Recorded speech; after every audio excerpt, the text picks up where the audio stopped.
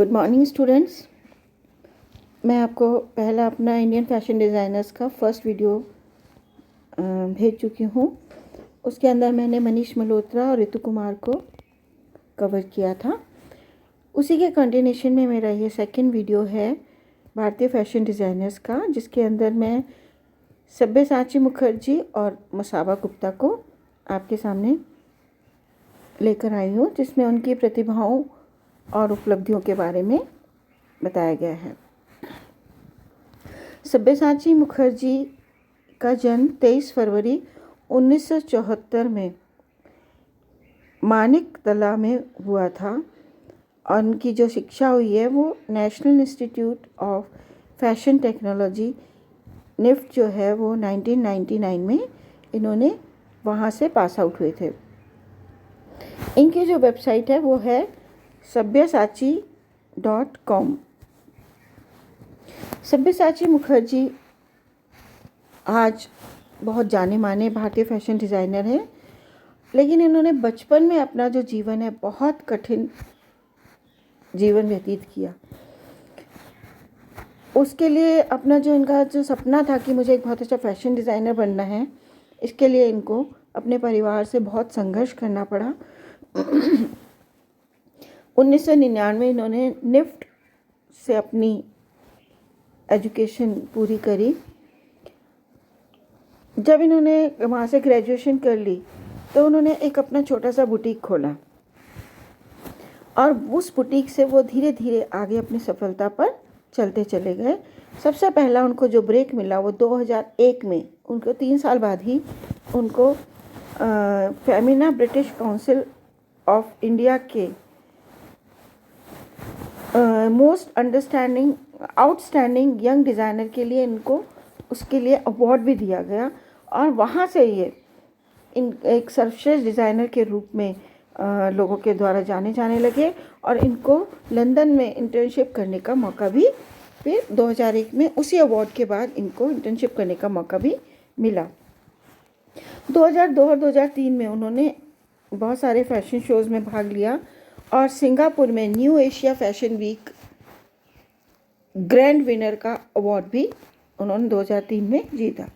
1999 के बाद से सब्यसाची जो थे वो केवल भारत में ही नहीं बल्कि उन्होंने साउथ एशिया में भी एक अपना फैशन हाउस बनाया और बहुत अच्छे फैशन डिज़ाइनर के रूप में जाने लगे। उन्होंने भारतीय फिल्म उद्योग के लिए भी बहुत सारे डिज़ाइंस करे।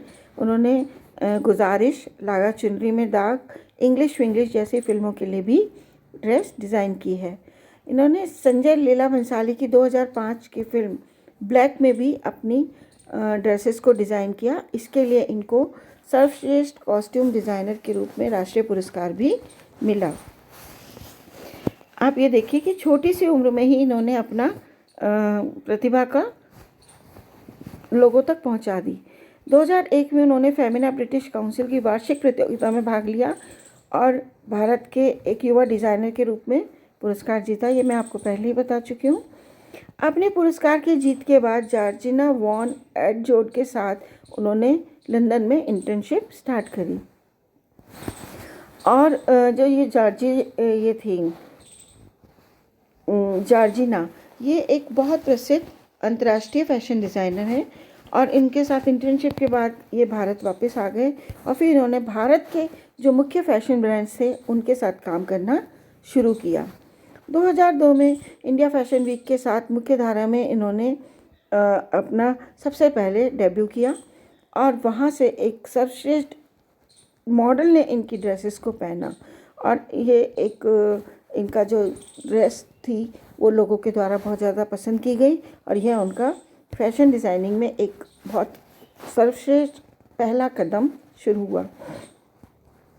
2003 तक उनकी प्रतिभा पहले से ही लोगों तक पहुंच चुकी थी और उनको Mercedes Benz New Asia Fashion Week के दौरान सिंगापुर में इन्होंने रनवे की एक शुरुआत की, वहाँ से अपने फैशन शो शुरू किए और जब ये ख़त्म हुआ फैशन वीक तब उन्हें ग्रैंड विनर अवार्ड दिया गया, जो कि बहुत ही एक फेमस अवार्ड है जो कि इनको मिला।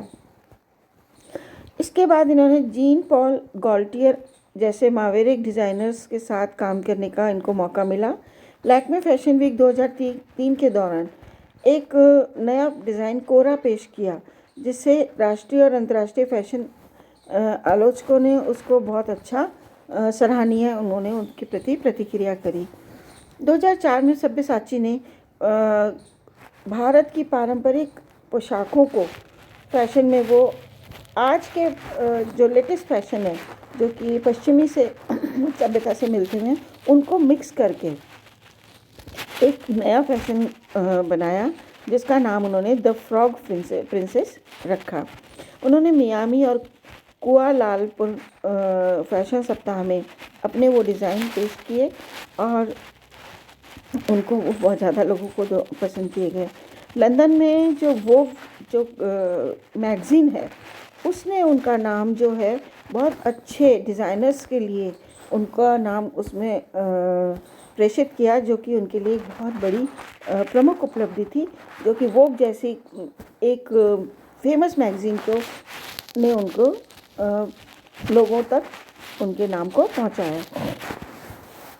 2005 में उन्होंने अपने कदम आगे बढ़ाते हुए उन्होंने स्टर्स द नायर सिस्टर्स की शुरुआत की और इसमें ब्लॉक प्रिंटिंग, बगरू और कढ़ाई सबको एक साथ मिक्स करके और हाथ से बुने हुए कॉटन के कपड़ों का इन्होंने यूज़ करके अपने नए डिज़ाइंस को बनाया। इस संग्रह में उन्होंने लंदन में इसकी एग्जीबिशन लगाई और वहाँ पे एग्जीबिशन लगाने के बाद उनको वहाँ के ऑक्सफोर्ड यूनिवर्सिटी के लोगों ने उनको अपने साथ डिनर में आने के लिए इनवाइट किया और उनको 2000 में उनका जो फैशन वीक था वो उनके लिए बहुत ज़्यादा आगे बढ़ने में मददगार बना। उस एक तरीके से वहाँ से उनको सबसे ज़्यादा सफलता आगे मिलती गई, लोगों के द्वारा ये पहचाने जाने लगे। सब्यसाची जो थे इन्होंने जो अपने ग्लैमर को लोक कथाओं के माध्यम से लोगों तक पहुंचाया और उन्होंने 18वीं शताब्दी की ड्रेसेस को 17वीं और 18वीं शताब्दी की ड्रेसेस को 20वीं शताब्दी की ड्रेसेस के साथ मिलाना शुरू किया। और उन्होंने प्रमुख फैशन वीक न्यूयॉर्क, मिलान, लंदन में अपने संग्रह को वहाँ पर उन्होंने एग्जीबिशन लगाई उसकी, और एक बहुत फेमस भारतीय डिज़ाइनर के रूप में लोगों के द्वारा जाने जाने लगे। और उन्होंने बताया कि लोग ज़्यादातर पश्चिमी परिधानों की नकल करते हैं, लेकिन उन्होंने उस परिधान में अपनी नई शैली का डालकर एक नया ही परिधान लोगों तक पहुंचाया, नया ही डिज़ाइन लोगों तक पहुंचाया।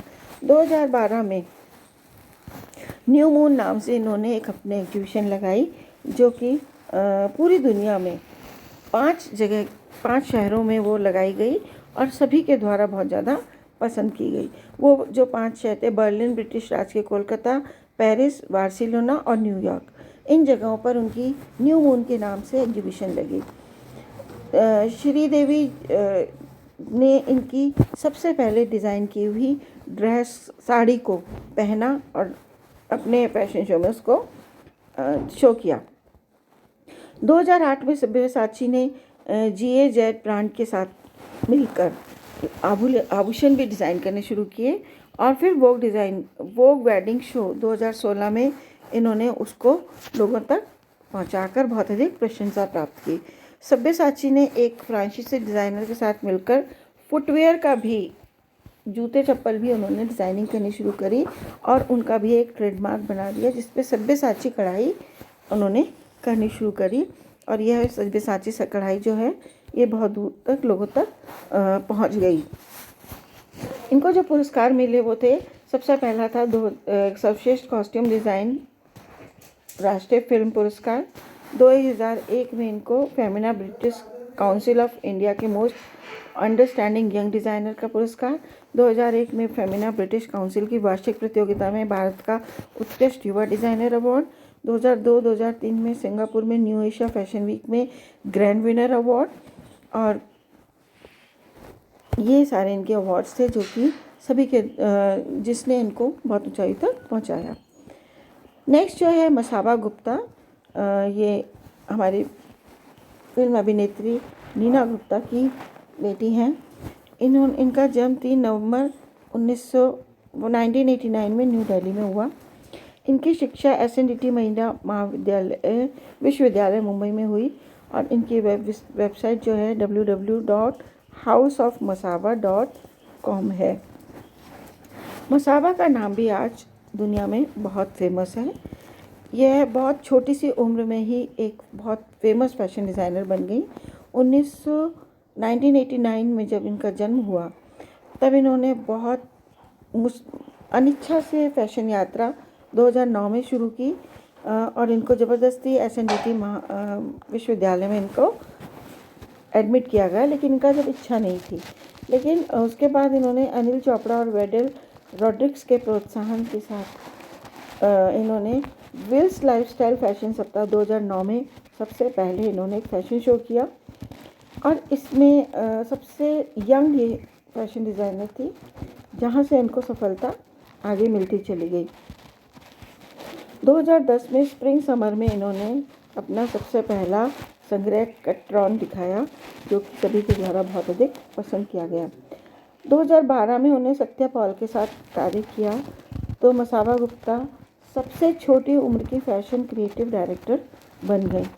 सत्यपाल के साथ इन्होंने डेमी कटोरे की एक ऐसी शैली लोगों के बीच में लेके आई जिसमें फ्लावर प्रिंट को उन्होंने दुल्हन के ड्रेसेस में यूज़ में लिया था और यह पहली बार हुआ था कि ब्राइडल कॉस्ट्यूम्स में फ्लावर प्रिंट्स आए थे। फ्लोरल प्रिंट को लोगों ने बहुत ज़्यादा पसंद किया और यह एक नया शैली बन गई जो कि लोगों के द्वारा बहुत अधिक पसंद की गई। 2014 में इन्होंने अपने स्वयं के लेबल को शुरू किया जिसको एक पर्याप्त स्थान मिला।